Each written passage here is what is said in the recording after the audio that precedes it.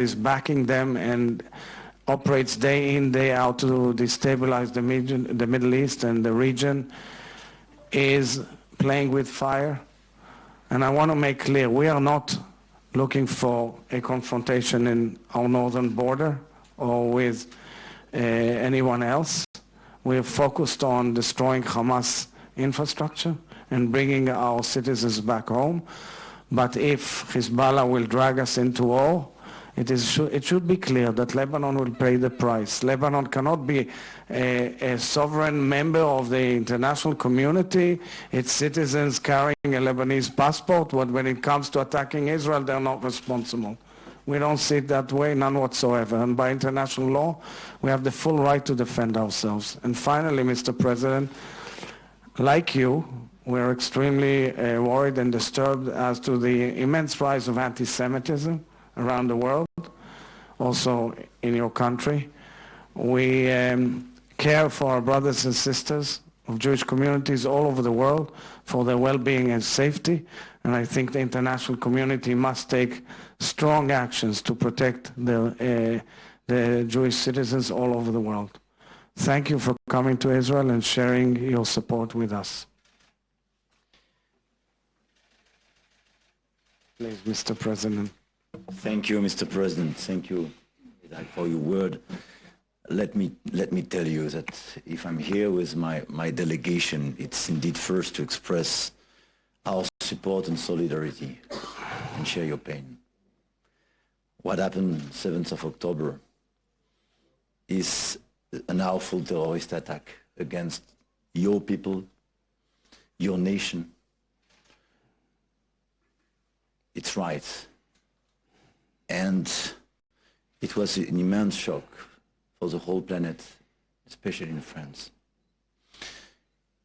I'm here to express our solidarity today and tomorrow. I spent a while with some families of binationals, and I saw some families having lost children, brothers, and some other families waiting for the stages. I do share your view. The first objective we should have today is the release of all the stages without any distinction. Because this is an awful crime to play with these lives of children, adults, all people, civilians and soldiers. But I want you to be sure that you are not left alone in this war against terrorism. Because I speak here on behalf of a country which experienced these terrorist attacks unhappily. And you were there at the time. And I think this is our duty to fight against these terrorist groups. Without any confusion, without, I would say, enlarging this conflict. And I share the warnings you passed. But targeting clearly these terrorist groups, organizing targeted operations is a necessity. I want you to be sure that we stand shoulder to shoulder with you and your nation, and we will do whatever we can to restore peace, security, and stability for your country and in the whole region. This is why we passed several messages as well to other